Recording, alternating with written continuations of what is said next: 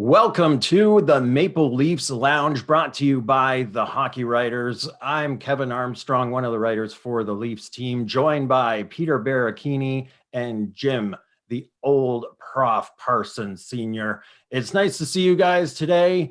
We don't have a lot of Leaf land on ice to talk about, but there's always lots to talk about off ice and around the Leaf Nation, because that's what we do. We talk about this team, and if you look at the social media posts and the groups and everything else, you wouldn't know they're not playing anymore because lots of people still talking about them. So the playoffs have continued. We're into the Final Four.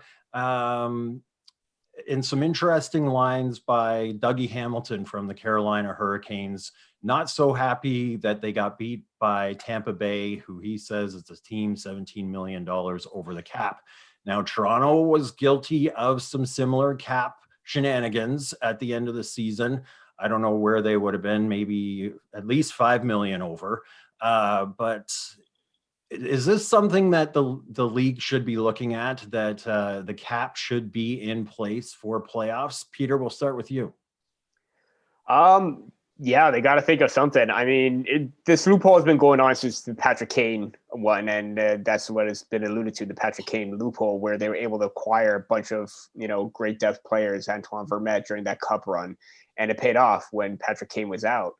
Right now, not necessarily teams are starting to abuse it, but I mean, Nikita Kucherov had off-season surgery. Obviously, they went through league protocol. Everything was okay. They had all the tests, and they allowed him to go on LTIR, and then he'd come back for the playoffs. I mean, they got protocol, but at the same time, the NHL is only, like you said, the NHL is the only one that can do something about it. They're the ones that they put that loophole in place, and they could try and end it. Whether it's going to happen at some point, I don't know, but it is something to look into, considering that Toronto has used that to their advantage as well. It seems like Toronto, Tampa Bay, I haven't seen any other teams use that as well, but if it gets to a point where everyone is starting to do it, I think the NHL should take a look at it. Mm-hmm. Well, Prof, what are you thinking on that? Is that the loophole that needs to be closed, or is that that's the way it is right now? And if a superstar player is going to be out all season and he's able to make it back for the playoffs, you take it at that? I don't see a problem with it. It's one of those things that exists, and it certainly benefits the Maple Leafs, who have a lot of cash. And it is the rule. I really don't think in the end it matters much. So I let it be or change it, one or the other. To me, it isn't that big of an issue. Bringing back Kucherov is not a big deal. No, it's a big deal. But honestly, any team who was in the similar situation and could do it, good for them. Yeah. Well, especially Toronto, I was about to say, if it was another star player, at even if it was Steven Stamkos, I mean, it's there for a reason. I mean, teams are still going to use that, and until the NHL does something, again, it's going to be there no matter what. So I guess for Toronto, maybe Tavares, his issue in the playoffs is a bit more, and he's expected back the last week, maybe, of the regular season, but maybe just for playoffs. Right? That's an extra $11 million Dubas could use. In his defense, the trade deadline's already gone. So if that is the case, so you would have probably, if it happened before then obviously you could use that to your advantage, where you could this upcoming season. This upcoming season. Right. Yeah. Okay. So then, yeah, why not? That's the thing that we're looking at now. Like, a lot of these guys are at the point now where they're just like wanting Stanley Cups. They're not chasing records or everything else. They're wanting Stanley Cups. If you want to sit out for the season and come back for playoffs, I think there are a lot of guys that might look at that. Mm-hmm. In fact, that was a speculation for Corey Perry, wasn't it? Someone said at the beginning of the year, sign him, don't play him all season long, and then jump him into the playoffs, because that's where he shines. And in fact, he did. So I can see that as a strategy going forward. Right. I mean, it's goofy, but it is there, and smart general managers, smart organizations might utilize it. All right. Interesting discussion here on the Hockey Writers Maple Leafs Lounge. If you're liking what you're hearing, make sure you give us a follow on your social media, Facebook, Twitter, Instagram, and of course, this YouTube channel, like and subscribe. And we always like your feedback on our articles that are posted on thehockeywriters.com. Now let's switch gears, as hockey's hockey. And although we're not watching the blue and white, we're watching a blue and white and orange of another stripe, the New York the New York Islanders.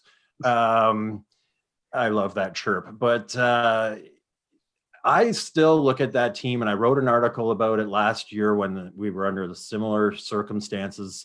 Lou Lamoriello, I love that guy. I loved when he was with the New Jersey Devils and Brodeur, and of course he signed the Kovalchuk deal, but he's a guy that I really liked. He's an old school hockey guy, and I like that Islanders team that he has built. And it's got, Uncle Leo Komarov is there, Matt Martin is there.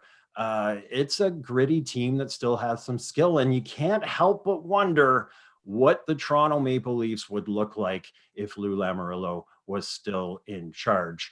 Old Prof, what do you think? Would we see a big difference if Lou was there? Oh, we'd see a big difference for sure. I don't share your love for Lamoriello. I think he made as many poor mistakes as he did. Wasn't he the guy who signed Patrick Marleau for such a big contract? So and then we had to clean that mess up. Or we, not meaning me, but the Maple Leafs organization had to clean that mess up. So you get lucky, you don't get lucky. Certainly, he would be harder on salary than Dubas and co.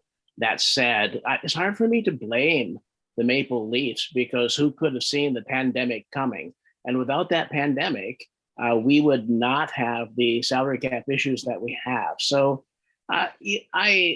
they're good. They're different.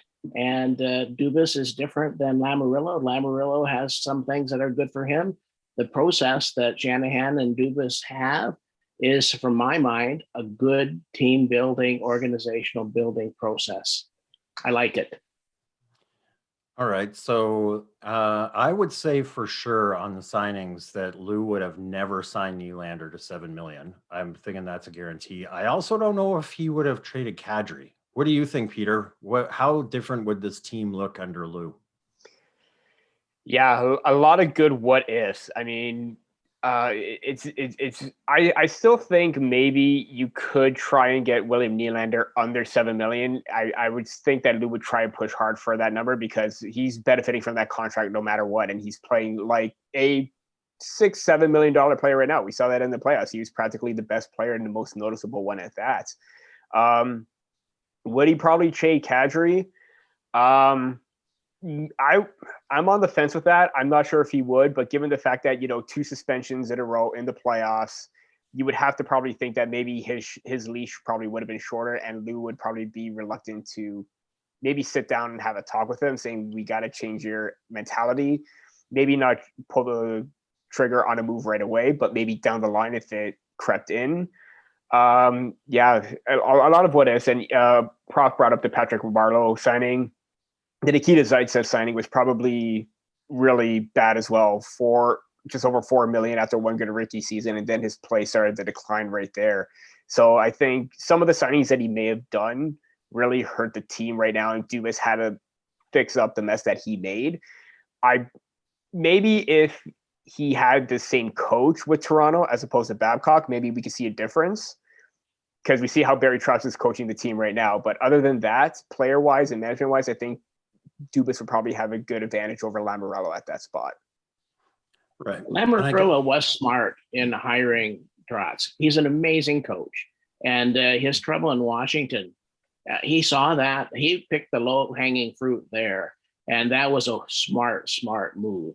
And they do have skill, and they do have it cheaper than the Maple Leafs. So they're a good team. In fact, other than I'm rooting for the Canadians, but other than that, the Islanders certainly are a team I'm rooting for. Canadians. Was the Lou signing of Trotz smart, or was it just really stupid of Washington? Is what will always be with me. Like that just fell into his lap. Unbelievable. Yeah. Mm-hmm. So, Peter, let's switch over to forward looking. You are our resident draft guy, and the Leafs, we know they've given up lots of draft picks coming up. Is there anything to be excited about in this upcoming draft for Toronto? It's very unpredictable. This year it's all over the place. Players are gonna go all over the board. If they're late first, it could be mid first. It's going to be very difficult. Obviously, the Leafs don't have a first round pick, but like we saw last year, they didn't have one. Traded Kasperi Kapanen and used that pick to draft Rodion Amirov.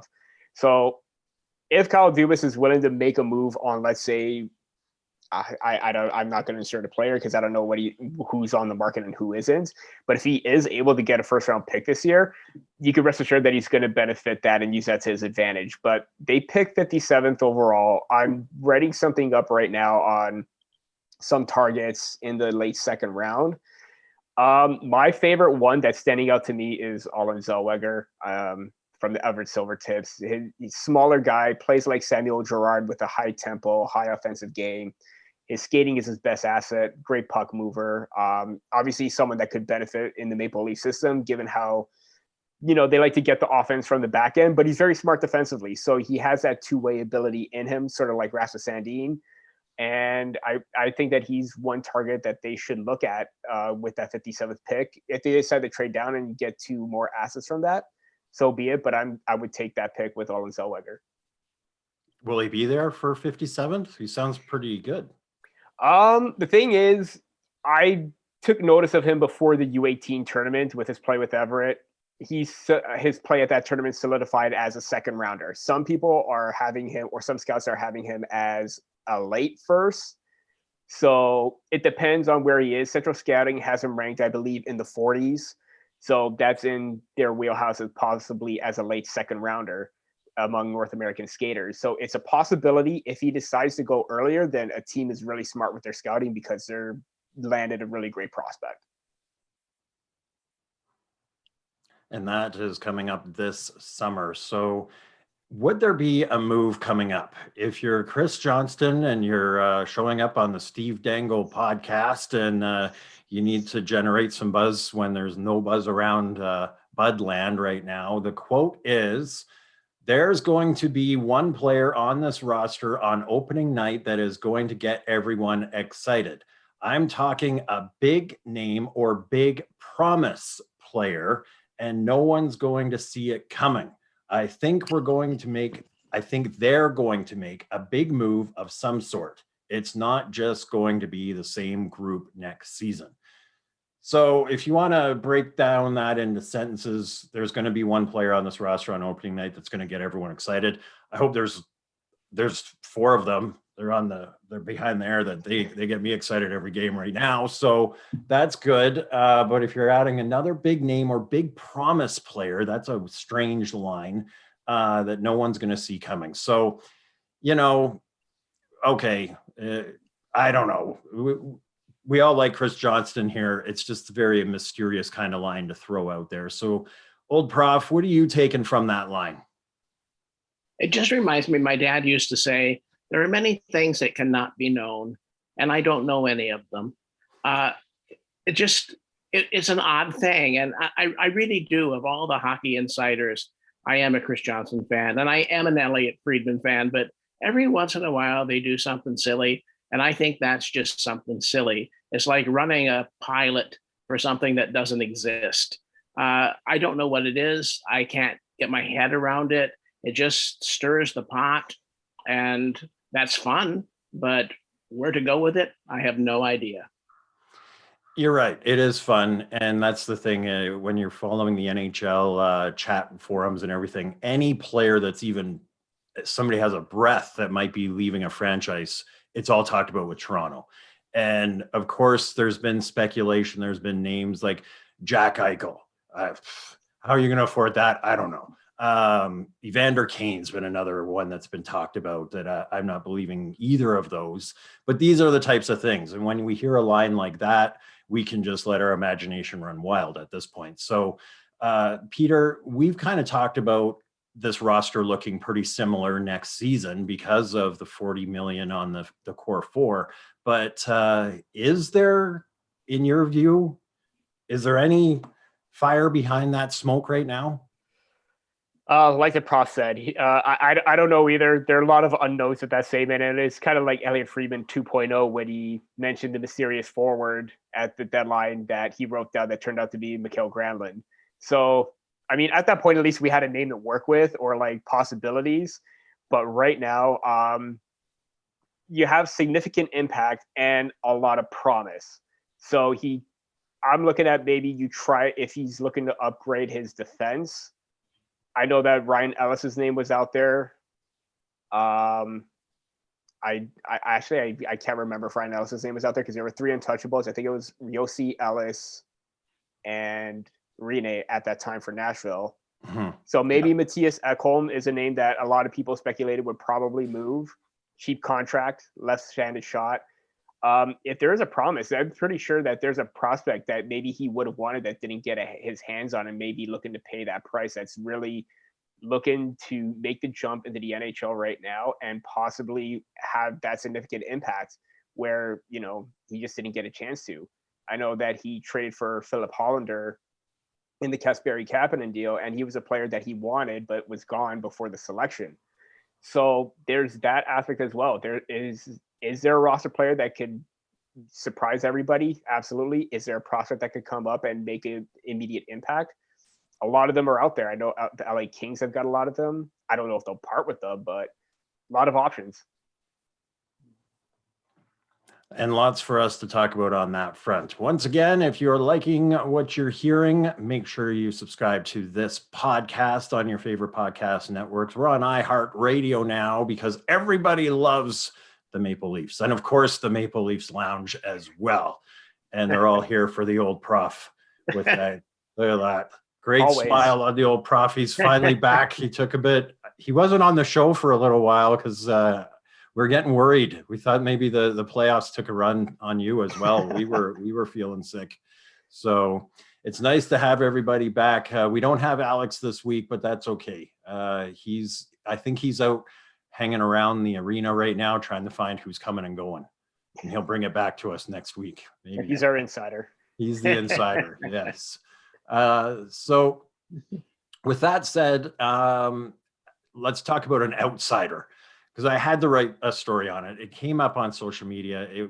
It was kind of mind-boggling to me, but then I slept on it and I thought, well, it's just interesting. It's interesting to talk about. It's a reporter from the Boston Globe, been writing since 1977. So this is no new guy, but he's also been covering the Boston Bruins. So there's a bit of a difference, and you don't know what the actual intent is behind the article, but he had some interesting article and interesting tweets this week. And basically his name is Kevin Dupont. So we'll put that out there to start. And this is not to disrespect the reporter. I liked the discussion and the ideas about it. But the main 3 points that I got out of his article and out of his Twitter were you have to trade Tavares and eat 50% of his contract. So that's 5.5 million retained. And yes, there is a non-movement clause there, but that's going to need to be dealt with. And that's 4 years left on that deal. Trade Nylander, and he said you could get 3 firsts for that. I think if you can get 3 firsts for a player, I would take it. But I still like Nylander, and I don't want to part with the jersey. I thought it looked good. And the other one was to get Bobrovsky from Florida. He's got 5 years left on his deal, but he thinks since Bob has gone down and not looking like the Vezina, 2-time Vezina winner anymore, you could probably get him at half the price from Florida. This was his ideas that he's throwing out there. So let's start with you, Jim. Different ideas, outside of the box thinking, but is this the kind of outside of the box thinking that Toronto's going to have to look at? Honestly, I don't think they do have to. I think one of the things that happens is that the economic recovery is. I think Toronto is going to have to make a go of it for one more year. That is, keep the big four, keep the core four, and build up small, cheaper contracts around it. I think they have that pattern. I think they'll do it again. And honestly, this year, when I look at it, I think they were one bounce away from being in the Final Four. It was that close. I mean, we look back, it was a wasted year. We look back, but honestly, they were up 3-1. It was one bounce away from being in the Final Four. I don't think they have much to change. I think the economic situation is going to, I think the salary cap will rise after the 21-22 season, or 22-23. Hang in there one more season, and then those signings won't look nearly so bad as they are now. Right. Pierre, I saw you shaking your head too. You're not on board with any of those ideas. Yeah. Just to start off with the Nylander for 3 firsts. Obviously, if you can, great, but I would not give up any player for 3 firsts unless it's probably Connor McDavid, Jack Eichel, Austin Matthews at this point. Probably different package deal for Nylander, but 3 firsts. If I'm Kyle Dubas and I say I want 3 firsts for Nylander, another GM is probably going to laugh at my face at that point. In regards to the Bobrovsky situation, yeah, he has gone down. Given the way that Jack Campbell has played, obviously small sample, but he stood tall and he gave them a fighting chance to win. Bobrovsky this year, from the very onset, I dropped him on my fantasy hockey team because I just could not take the goals against and the minuses anymore. Because in comparison, I don't have the numbers in front of me, but I would assume that Jack Campbell probably had obviously better save percentage, probably even a better goal saved above average than Bobrovsky. That kind of contract, even if you eat or take on 50%, you could use that $5 million. That $5 million is technically Anderson off the books right now. You could use that in free agency, use that extra space to work around and maybe restructure Zach Hyman deal where the first year it's a lower salary, but then ups up if the salary cap is going to go off, as Jim alluded to. So you have options of restructuring deals, cheaper contracts, like Jim mentioned as well. Blake Coleman is one that I would look at. Even trying to bring in a top 6 option like Brandon Saad. I thought he was phenomenal during the playoffs. And even Andrew Cogliano are my top 3 that you could try and look at. Increase the depth, cheaper numbers, speed, skill, intensity, because they were missing that factor in their bottom 6. It's always fun to talk about. And that's what unfortunately, that's all we can do right now is just talk about it for the upcoming months. But that's why we love this team. There's always next season, and that's what we're building towards right now. And that's what the show's building towards as well. Thank you so much for all the new subscribers that have liked and commented on the show. And now's the fun part to wrap it up is the social media. We kind of skipped over this last week because it was vicious. But now I'm watching, it's not as vicious, but now I'm watching other teams kind of have the same hurt that went through Leaf Nation. Now that we are into only 4 teams standing, there was one that we've talked about, Bill Burr on here before, a funny comedian. After Boston lost, his tweet was, "Why am I a sports fan?"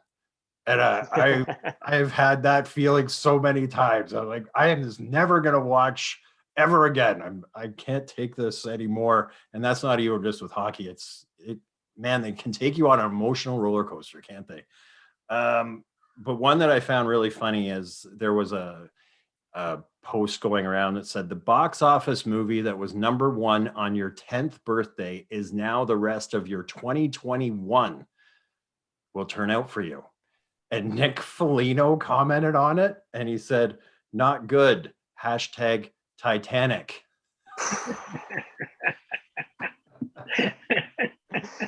Oh, the irony. Yeah. Oh, man. So what do you got, Peter? Did you see anything entertaining out there? I'm going to poke a jab at I'm just going to poke fun at myself. In the onset of the Colorado Vegas series, the way that they came out in that first game, I thought Colorado was, going to be a Stanley Cup contender or Stanley Cup champ. And I said, I'm going to call it right now. Colorado's going to win the cup from here on out. They're dominating.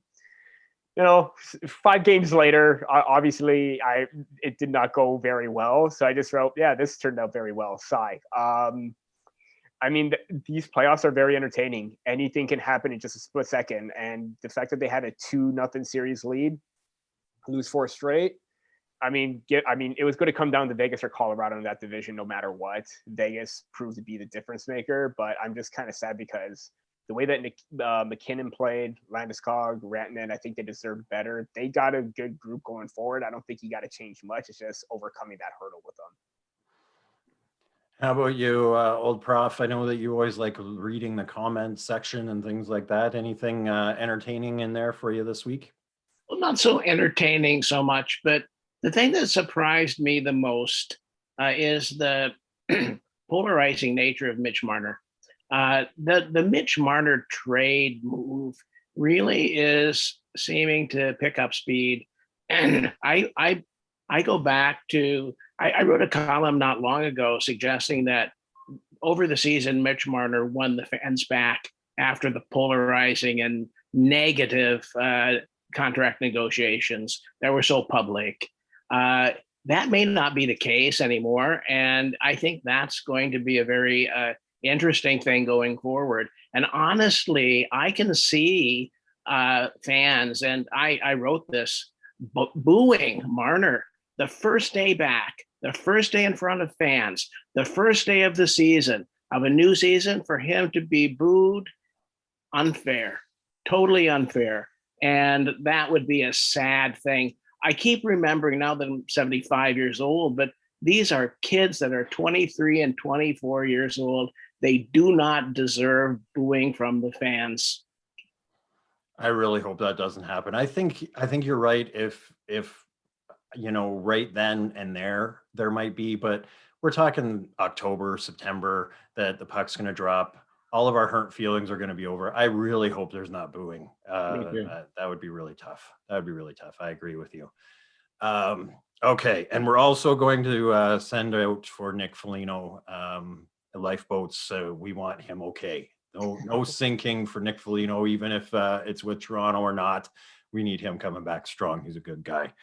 So that is the show for this week. Thank you so much for joining us on the Maple Leafs Lounge. Next week, as we get closer to the expansion draft and the new Seattle Kraken coming in, we're going to talk about what Toronto could do with that situation. And maybe we should start talking about what free agency looks like too, because that's creeping up as well. So it's going to be a great show. We hope you tune in then and have a fantastic week, enjoying the sun, enjoying the Blue Jays. And we'll see you next week.